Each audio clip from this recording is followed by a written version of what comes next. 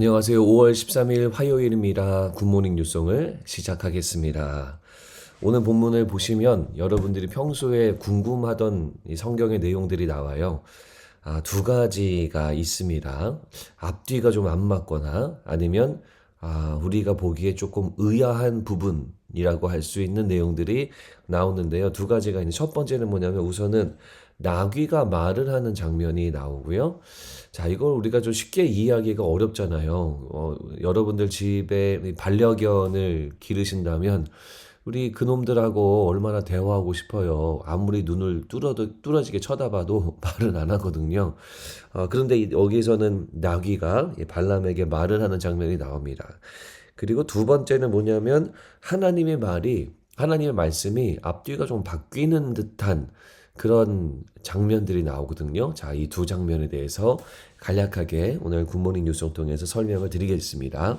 자, 먼저는 나귀가 말하는 장면인데요. 우리가 이것을 어떻게 바라봐야 되는가? 첫 번째로는 하나님의 말씀은 1.1획 틀리지 않잖아요. 그래서 나귀가 실제로 이 발락에게 하나님의 어떤 능력과 역사심으로 우리가 말하는 이 랭귀지로, 이 말로, 언어로 대화했다라고 볼 수 있고요. 또는 발람에게 이 하나님께서 역사하셔서 지금 하나님이 일하시는 타이밍이었거든요. 역사하셔서 또 발람에게 이 나귀하고 대화할 수 있는 그 능력이 주어지고 나귀를 통해서 하나님의 말씀하시는 것 우리가 이렇게 볼 수가 있습니다. 헷갈리시나요? 자, 진짜로 나귀가 말하도록 하나님이 역사하시는 방법, 혹은 하나님이 발람에게 능력을 줘서 또 나귀를 통해서 하나님의 음성을 듣게 하는 방법.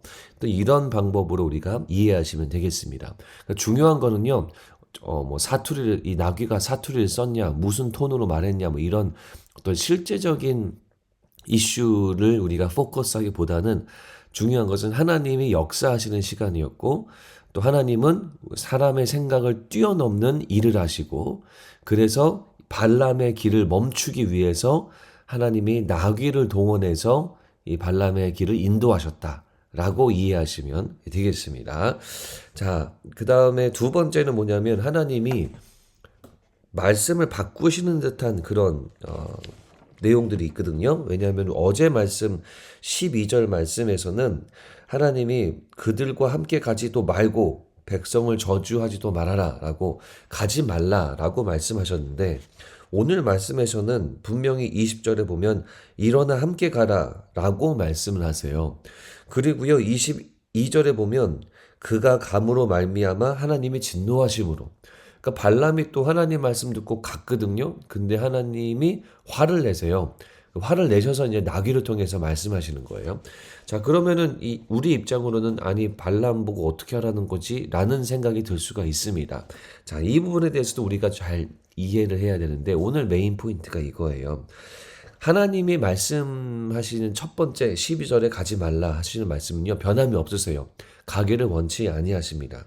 그런데 오늘 보면 15절부터 발락이 사람들 다시 보내가지고 발람하고 또 대화를 하는데, 발람이 마음과 생각이 흔들리는 듯한 모습이 이 18절하고 19절에 나와요.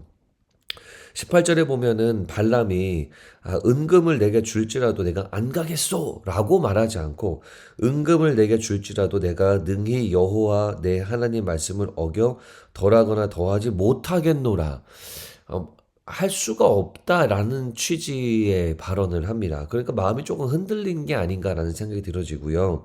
19절이 결정적인데요. 그런즉 이제 너희도 이 밤에 여기서 유숙하라. 여호와께서 내게 무슨 말씀을 더 하실는지는 알아보리라. 굉장히 소극적이고 간접적으로 주님 앞에 나가겠다라는 식으로 말합니다. 약간 삼자화법 같은 그런 대화인데요. 내가 하나님께 묻겠다. 주님의 뜻대로 해야 되니 주님의 뜻을 구하겠다가 아니라 혹시라도 무슨 말을 더 하실지를 물어보겠다라는 건데, 이미 이 마음속에 좀 가고 싶네 라고 하는 마음이 이미 있는 거죠. 그래서 하나님이 그래 함께 가라 하지만, 네가 그렇게 가기 원하면 가라 하지만 20절 마지막에 내가 내게 이르는 말만 준행하리라. 내가 하라고 하는 말만 해라. 라고 하나님의 조건부로 허락해 주십니다. 그러니까 하나님의 뜻은 바뀐 적은 없어요. 다만 발람이 하나님의 뜻에 대해서 온전하게 이해하지 못하거나 또 온전히 순종하지 않으려고 하는 마음이 있었던 거죠. 그래서 하나님이 허락해 주시고, 그러나 발람에게는 명확하게 말씀하십니다. 내가 하는 말만 준행하라 라고 말씀합니다. 자, 나귀의 이야기가 그 다음에 등장하는 이유가요, 발람에게 경고하시는 거예요. 너 하나님의 여호와 하나님의 말씀을 들으려고 너 밤에 하나님 앞에 엎드리기도 했고, 또 그런데 하나님 말씀 알지만 또 불순종하려고 다시 묻는 척하고 그랬지. 그런데 오히려 하나님의 뜻을 분명하게 아는 존재는 바로 나귀다. 너가 하찮게 여기는 나귀가 오히려 하나님의 뜻을 더 알고 있어. 라고 하나님이 경고하시는 거예요. 그러니까 나귀도, 하찮은 존재인 나귀도 주의 뜻을 알아서 막 무서워가지고 그 도랑에 빠지고 하는데, 이 발람은요, 하나님의 뜻을 알매도 불구하고 하나님께 기도하는 사람임에도 불구하고 나귀보다도 주의 뜻을 모르며 살아가고 있다라는 거예요. 이것을 경고하고 계시고, 그리고 이런 발람의 삶을 막고 계시는 겁니다. 자, 오늘 말씀 어떤 거죠? 우리가 하나님의 자녀라면, 하나님의 아들이고 하나님의 딸이라면 하나님의 뜻이 무엇인지 분명하게 알아야 됩니다. 나는 주님의 음성이 잘 안 들려. 난 묵상해도 잘 모르겠어. 라고 핑계를 둬서는 안 되고요. 하나님의 자녀로서, 하나님 백성으로서 주의 뜻을 알기 위해 수고하고 노력하고 애써야 돼요. 왜냐하면 우리의 주인이 하나님 한 분이시기 때문입니다.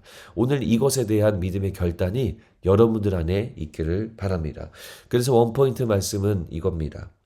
하나님의 자녀라면 주의 뜻을 알기에 힘쓰자. 하나님의 자녀라면 주의 뜻을 알기에 힘쓰자. 여러분, 오늘 이 발람의 이 행동과 행태를 보면서 하나님의 자녀라면 우리도 주의 뜻을 알기에 힘쓰고 그 뜻대로 순종하는 것에 힘쓰는 여러분들, 제가 되어야 될 줄로 믿습니다. 여러분, 오늘 말씀 보시면서 하나님의 뜻을 힘쓰고 힘써 알고 또 그 뜻을 힘써 지키는, 그래서 하나님에게 칭찬받는, 그리고 하나님께 영광 돌리는 믿음의 삶을 사시기를 간절히 축원합니다. 기도하겠습니다.